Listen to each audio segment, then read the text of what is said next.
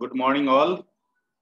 In yesterday's lecture, we had seen about the professor's influence on the life of Dr. APJ Abdul Kalam, how they shaped the personality, how the professor shaped the personality of APJ Abdul Kalam. So today we will see further. Meanwhile means madla kalat. Meanwhile, when I had finished my coursework, I was assigned to assign म्हणजे नेमून देणे. I was assigned a project to design a low-level attack aircraft along with 4 other students. So meanwhile, what happened when Dr. APJ Abdul Kalam finished his coursework? When APJ Abdul Kalam finished his coursework, at that time he was assigned a project to design a low-level attack aircraft. म्हणजे कलाम पुढे सांगतात की जेव्हा त्यांचं coursework त्यांनी पूर्ण केलं होतं, जेव्हा त्यांनी त्यांचं कोर्सवर्क पूर्ण केलं होतं, तेव्हा त्यांना एक प्रोजेक्ट असाइन करण्यात आला आणि तो प्रोजेक्ट म्हणजे एअरक्राफ्ट डिझाईन करायचं होतं. Low level attack aircraft design करण्याचं होतं आणि ते डिझाईन करण्याचं काम कलामांसोबत इतर 4 मुलांना देण्यात आलं होतं. I was put in charge of drawing its aerodynamic design and my teammates distributed the other tasks among themselves. So Kalam was put in charge of that project and he was also had given a charge of drawing its aerodynamic design. म्हणजे ते जे aircraft असते त्या aircraft बनवण्याचं जे काम जे project त्यांनी नेमून दिलेला असतो कलामांकडे त्याचं इन्चार्ज म्हणजे एरोडायनामिक डिझाईन करण्याचं इन्चार्ज कलामांना बनवलेलं असते. And my teammates distributed the other task means काम other task among themselves and rest of his teammates were distributed other task of the same project among themselves. तर त्यांच्या मित्रांना जे त्यांचे मित्र होते टीममेट्स होते त्यांना इतर काम त्यांना विभागून देण्यात आलेलं होतं. Professor Srinivasan then director of MIT reviewed my work. Review means काम पाहणे, कामाची तपासणी करणे किंवा कामाची पाहणी करणे. Reviewed my work and declared it disappointing. And then what happened? Professor Srinivasan was the director of MIT at that time and he reviewed the work which was done by Kalam.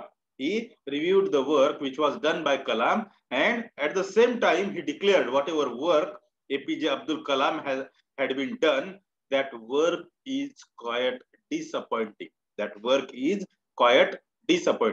म्हणजे तेव्हाचे जे director होते MIT चे हे professor Srinivasan होते आणि professor Srinivasan यांनी जेव्हा कलामाचं काम पाहिलं होतं, जेव्हा त्यांचा प्रोजेक्ट सुरू होता, ते प्रोजेक्टचं काम जेव्हा त्यांनी पाहिलं होतं तेव्हा म्हणजे ज्या पद्धतीनं कलाम ते काम करत होते दॅट वॉज रिअली डिसअपॉइंटिंग, म्हणजे निराशाजनक आहे असं त्यांचं म्हणणं होतं.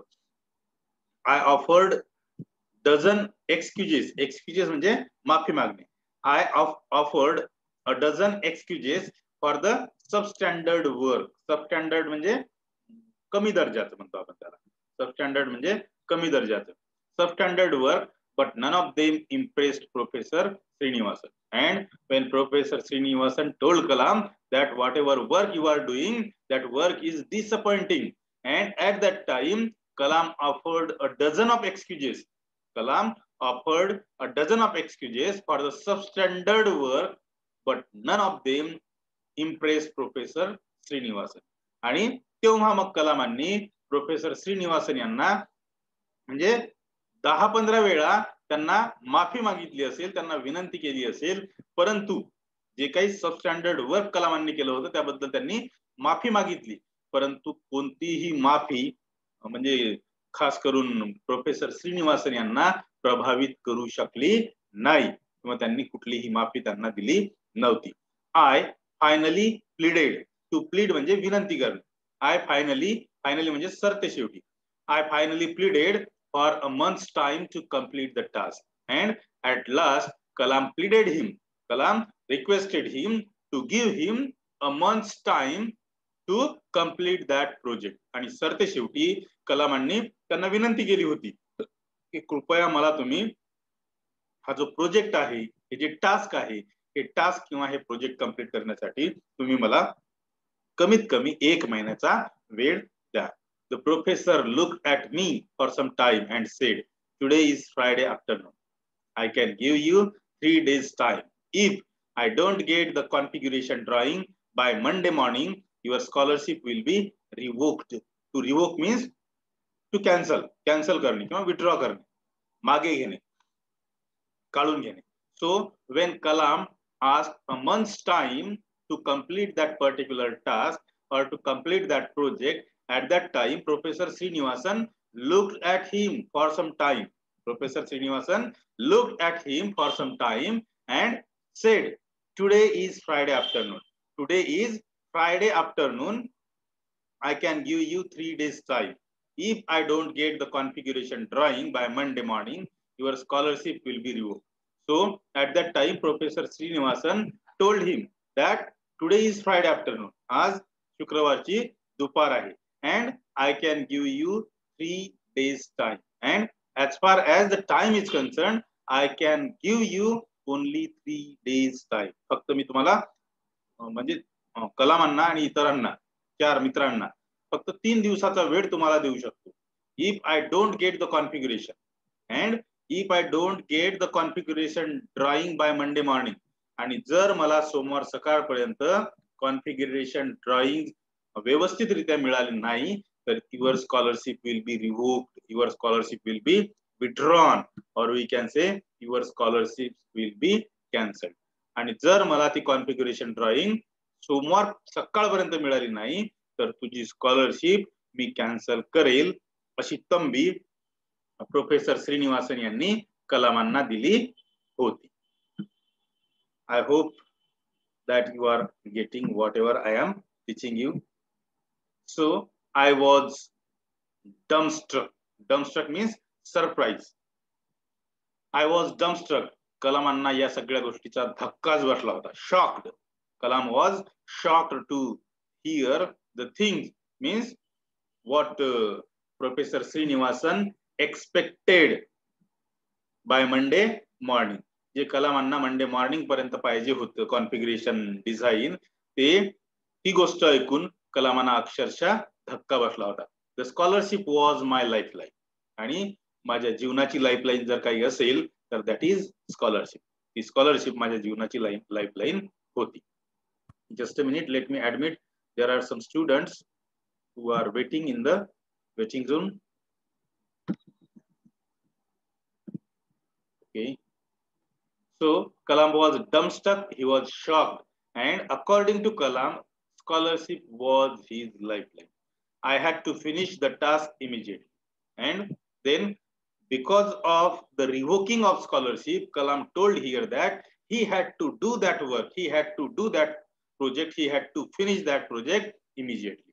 म्हणजे जर प्रोफेसर श्रीनिवासन सर माझी स्कॉलरशिप काढून घेत असतील आणि स्कॉलरशिप ही माझी लाईफलाईन होती तर मला तो प्रोजेक्ट कुठल्याही परिस्थितीमध्ये ताबडतोब पूर्ण करावा लागला होता किंवा लागत होता. That whole night I sat at the drawing board, and that whole night I sat at the drawing board, skipping dinner. To skip म्हणजे सोडून देणे, skipping dinner. And on the same day, means on Friday, Kalam just sit on the drawing board. Kalam sat at the drawing board for the whole night, for an entire night, skipping his dinner. मग शुक्रवारच्या रात्रीला कलाम त्यांचं जे drawing board होतं configuration drawing करण्याचं, ते board जवळ रात्रभर बसून होते. त्यांनी त्या दिवशीला रात्रीचं जेवण सुद्धा घेतलं नव्हतं. I took an hour's break to freshen up and eat a little food the next morning. And Kalam just took an hour's break in the next morning only for freshen up, and as well as at that time he eat a little bit food for the next morning only. मग त्या दिवशी संपूर्ण रात्र ते जे aircraft त्यांना design करायला दिलं होतं त्या एअरक्राफ्टची डिझाईन करतच होते. त्या दिवशी रात्रीला त्यांनी जेवण सुद्धा केलं नव्हतं. आणि दुसऱ्या दिवशी सकाळी म्हणजे काम सुरूच होतं त्यांचं, फक्त दुसऱ्या दिवशी सकाळी 1 तासाचा ब्रेक त्यांनी फ्रेश होण्यासाठी घेतला होता आणि तेव्हा दुसऱ्या दिवशी सकाळीच त्यांनी थोडंसं जेवण केलं होतं. On Sunday, I was very near completion when I heard someone enter my room. So on Friday's night, he didn't take his dinner. Then for Saturday, for the entire day of Saturday, he was there to design the aircraft. But on Sunday, I was very near completion when I heard someone enter my room. And when the work was going on,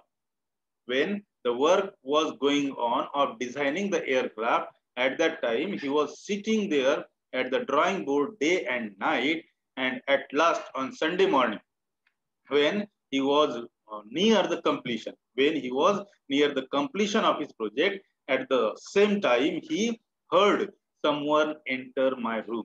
आणि जेव्हा रविवारला सकाळी जेव्हा कलाम सांगतात की रविवारी सकाळला जेव्हा त्यांचा जो प्रोजेक्ट असतो, त्यांचा प्रोजेक्ट कंप्लीट होण्याच्या तयारीत असतो, त्यावेळेस प्रोजेक्ट कंप्लीट करत असताना त्यांना त्या दिवशी सकाळीच कोणाचा तरी आवाज, कोणीतरी त्यांच्या रूम मध्ये येत आहे असा आवाज ते ऐकतात. It was Professor Srinivasan on his way back from the club, still in his tennis clothes. So it was none than Professor Srinivasan. Actually, he was on his way back, and he was on his way back from the club, from the tennis club, and he was still in his tennis clothes. तर ते दुसरं तिसरं कोणी नसून professor Srinivasan असतात. आणि professor Srinivasan tennis खेळून परत घरी म्हणजे परत त्यांच्या क्वार्टरला जात असतात. आणि अजूनही ते टेनिसच्या कपडेच त्यांनी परिधान केलेले असतात, कारण की टेनिसच्या कोर्ट वरूनच ते कलामांची चौकशी करण्यास आलेले असतात किंवा कलामांचं वर्क बघण्यास आलेलं असतात. He had dropped in to see my progress. To drop in to see means to visit informal visit, we can say. So he had dropped in to see my progress. So he was going from Kalam's room, and actually at that time he thought that let us see Kalam's progress, or let us see the progress of Kalam's project. म्हणजे जेव्हा तिथून जात असतात तर त्यांच्या मनात असं आलं की आपण कलामांच्या कामाला किंवा कलामांना थोडीशी इन्फॉर्मल भेट देऊ आणि काय नेमकं काम चालू आहे, काय नेमकी प्रोग्रेस चालू आहे ते बघू. He examined my work, after which he patted my back. To pat someone's back affectionately means प्रेमाने पाठ थोपटणे.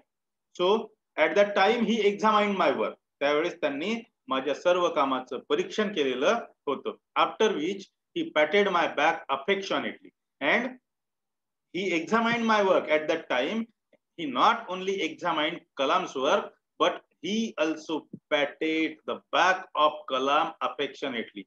And at that time he was saying, I knew I was putting you under great pressure with that impossible deadline, and honestly I never expected you to perform so well. So these were the words from Professor Srinivasan, that I knew I was putting you under a great pressure with that impossible deadline. म्हणजे तिथं श्रीनिवासन म्हणतात, म्हणजे श्रीनिवासन कलामांचं काम बघतात professor Srinivasan, आणि प्रेमाने म्हणजे त्यांची पाठ थोपटतात आणि त्यांना म्हणतात की मला माहित होतं की मी तुला खूप मोठ्या प्रेशर खाली, खूप मोठ्या दबावाखाली टाकला आहे, तुझ्यावर खूप मोठा प्रेशर टाकलेला आहे किंवा खूप मोठा दबाव टाकलेला आहे with that impossible deadline.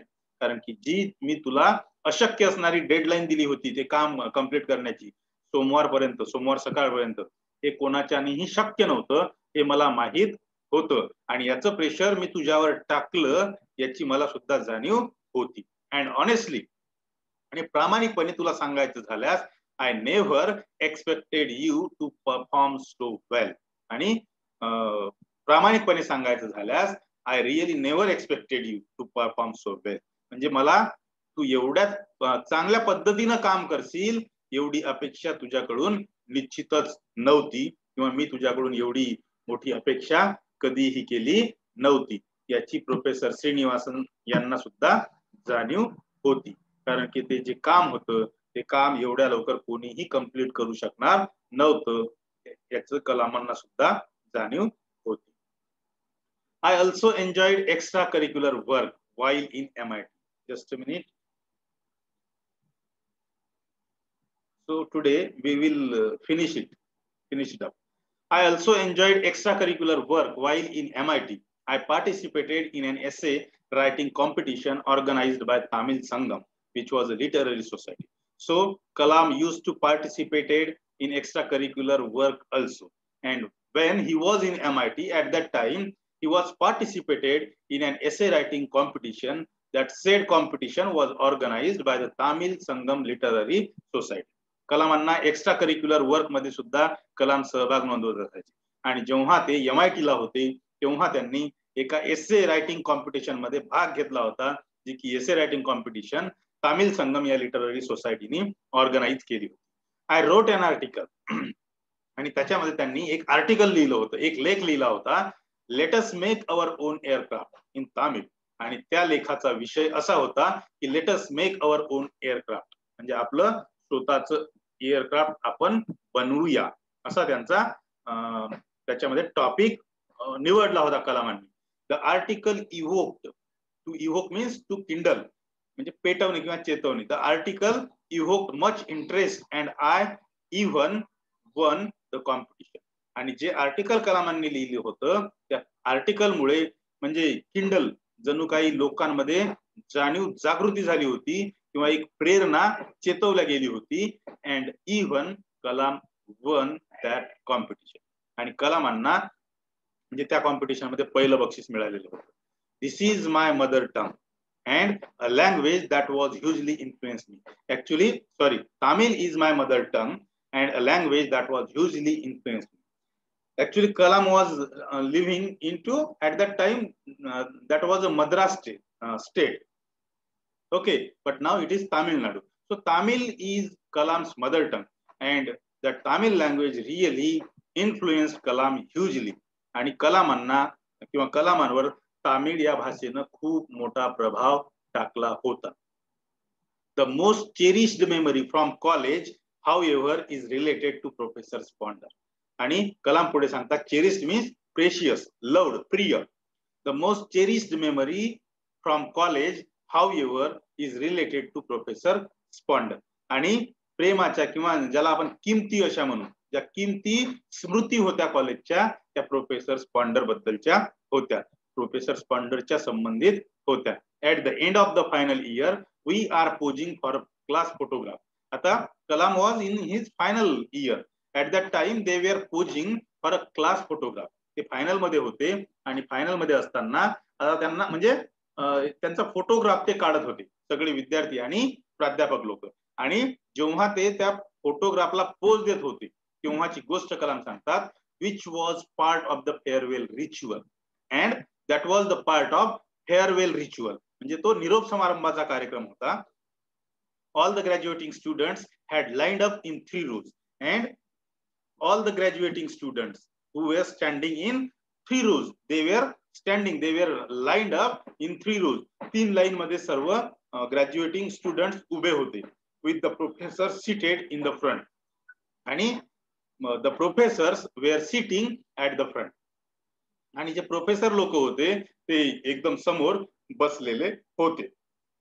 Suddenly professor Sponder got up and looked for me. अचानकच प्रोफेसर स्पॉन्डर उभे राहतात आणि मला पाहतात, म्हणजे नेमकं कलाम कुठे आहे असं ते पाहतात. I was standing in the 3rd row. आणि कलाम, आपल्या सगळ्यांना माहित आहे कलामांची उंची चांगली असल्या कारणाने, उंच पुरे असल्या कारणाने कलाम हे 3ऱ्या लाईन मध्ये उभे होते. Come and sit with me in the front, he said. And at that time when he was looking for Kalam and when he saw Kalam was standing in the 3rd row, at that time Professor Sponder went to Kalam and asked him, come and sit with me in the front, he said. तू समोर ये आणि माझ्या सोबत समोर बस, असा आदेशच किंवा काय म्हणू आपण त्याला, असा आदेशच कलाम प्रोफेसर स्पॉन्डर कलामांना देतात. You are my best students. I believe you hard work. I believe your hard work will help you heap honor on your teachers. आणि पुढे प्रोफेसर स्पॉन्डर म्हणतात की you are my best student. तू माझा सर्वात चांगला किंवा सर्वात प्रिय विद्यार्थी आहे, सर्वात हुशार विद्यार्थी आहे. And I believe your hard work will help you heap. Heap म्हणजे ढीग म्हणतो आपण त्याला, ढीग, रास. Heap honour on your teachers. आणि मला तुझ्यावर विश्वास आहे, तू ज्या पद्धतीनं हार्डवर्क करत आहे त्या पद्धतीचा हार्डवर्क निश्चितच तुझ्या शिक्षकांचा सन्मान वाढवणार आहे. I was taken aback. हे पण टेकन अबॅक मीन्स सरप्राईज, धक्का बसणे, आश्चर्याचा धक्का बसणे. आय वॉज टेकन अबॅक म्हणजे या गोष्टीचं कलामांना काय म्हणू आपण, सरप्राईज झालं होतं, आश्चर्य झालं होतं, आश्चर्याचा धक्का बसला होता. Embarrassed by the press. And at that time Kalam was embarrassed म्हणजे गोंधळून गेले होते. Whatever praise professor Sponder has done for him. जी काही स्तुती कलामांची प्रोफेसर स्पॉन्डर कडून झाली होती त्याच्यामुळे कलाम गोंधळून गेले होते. But honoured by the recognition. परंतु त्यांना जी काही रिकग्निशन मिळाली होती, जी काही ओळख मिळाली होती, त्याचा सन्मान सुद्धा कलामांना वाटत होता. I moved forward slowly and sat with professor Sponder for the photograph. So at last Kalam moved. Move means पुढे जाणे किंवा हालचाल करणे. आय मूव्ड फॉरवर्ड म्हणजे अशा पद्धतीनं Kalam I moved forward slowly, समोर गेले, हळूहळू समोर गेले. And sat with professor Sponder for the photograph. आणि प्रोफेसर स्पॉन्डर सोबत तो फोटो घ्यायला तिथं बसले. So in this way our lesson has come to an end. आपला लेसन इथं संपलेला आहे. 5-6 प्रश्न आहेत, ऑब्जेक्टिव्ह टाईप आहेत, एमसीक्यू टाईप. तुम्हाला उत्तर सांगायचं. बघा, let me now I have just unmute you all. Okay, so you can unmute and tell me the answer. Okay, unmute yourself. Now tell me, Iyadurai Solomon taught Kalam that in order to make something happen, one must. काय सांगितलं होतं इयादुराई सोलोमननं कलामांना? जर एखाद्याला काहीतरी करायचं असेल, काहीतरी घडायचं असेल तर काय असलं पाहिजे? Work very hard. Desire. Work. Desire, Desire. Eat instantly. Desire and just Eat instantly. Okay, I got it. Kalam had always been fascinated by. Lamb. कशामुळे? एक मिनिट. कलाम कशामुळे आकर्षित होत होते? Physics मुळे. फिजिक्स मुळे नाही. Physics. एअरक्राफ्ट आणि बघा, शांत राहा थोडं, नाही बोलत राहता. एअरक्राफ्ट आणि फ्लाइट ऑफ बर्ड्स. त्याच्यामध्ये होतं aeronautical engineering. Kalam had always been fascinated by aeronautical engineering. Okay. Our next question is, Which of the following statements is not true about Kalam? And the answer Kalam of that always question got is the first rank throughout school and college.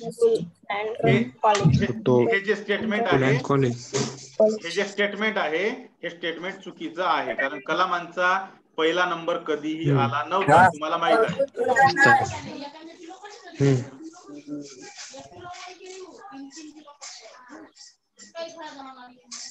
आहे ना? चला आता next question बघू आपण. अरे unmute करा, mute करा स्वतःला.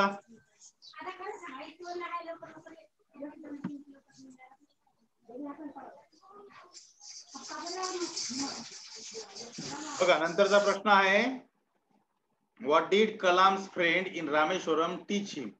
कलामांच्या मित्रांनी रामेश्वरम मध्ये कलामांना काय शिकवलं होतं? तर a practical bent of mind.